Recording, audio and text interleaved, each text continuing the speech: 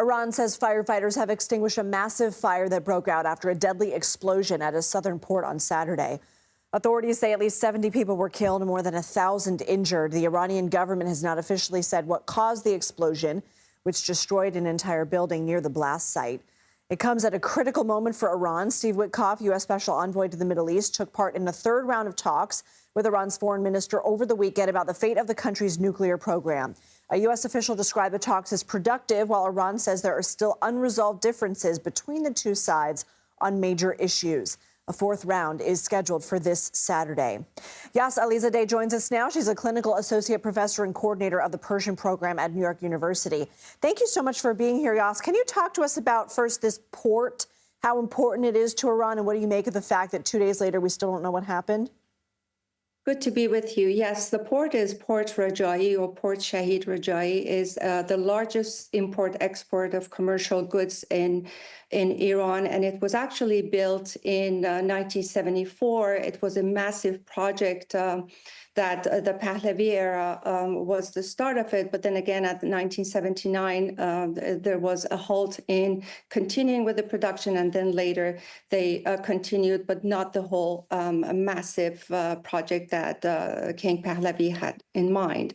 But yes, this is a very important port because the majority of import and export for Iran goes through this port. It's a commercial port. So again, when such explosion occurs and so many Iranians have been perished, over 70 people have been reported to have been perished, 1,000 injured, and so many are still missing. And of course, with a regime that has zero transparency and zero crisis management, it's very difficult to know the exact numbers and how this explosion is going to affect the Iranian people, health-wise and the environment. All right, let's talk nuclear talks. What is your read on how these talks have progressed thus far?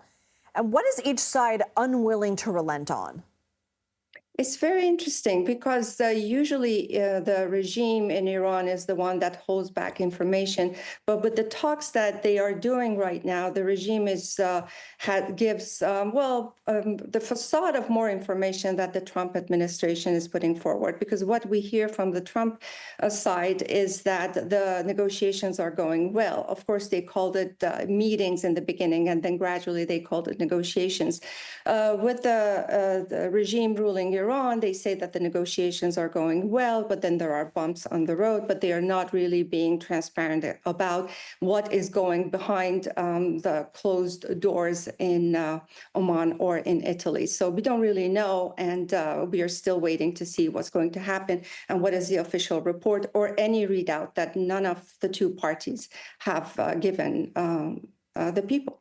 It's my understanding, and correct me if I'm wrong, as part of the negotiations, the U.S. wants to include Iran's missile program, and Iran wants to at least keep its, 3.6% grade uranium. And do you think each side will be willing to relent on those issues, those specific issues, that the U.S. will allow Iran to keep that nearly 4% grade, and Iran will let missiles be included in the deal?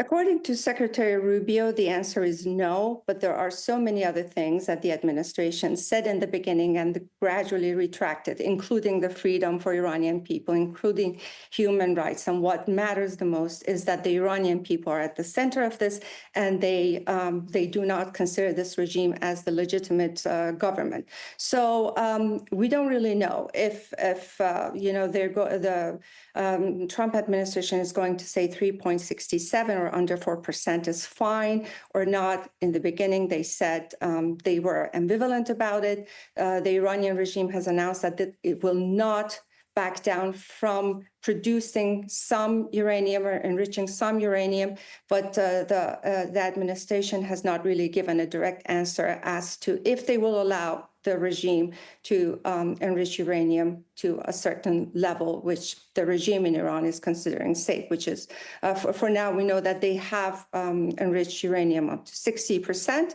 And according to Mr. Grossi, they can actually make nuclear bombs. Of course, they say they're not going to make nuclear bombs, but they say a lot of things that they do, including the murdering of Iranian people. So we don't really know, and we don't really know where they stand or how the negotiations are going, because both sides sides are going that they're going great, but we don't really know what's happening behind closed doors. Okay, Yass Alizadeh, thank you for your time.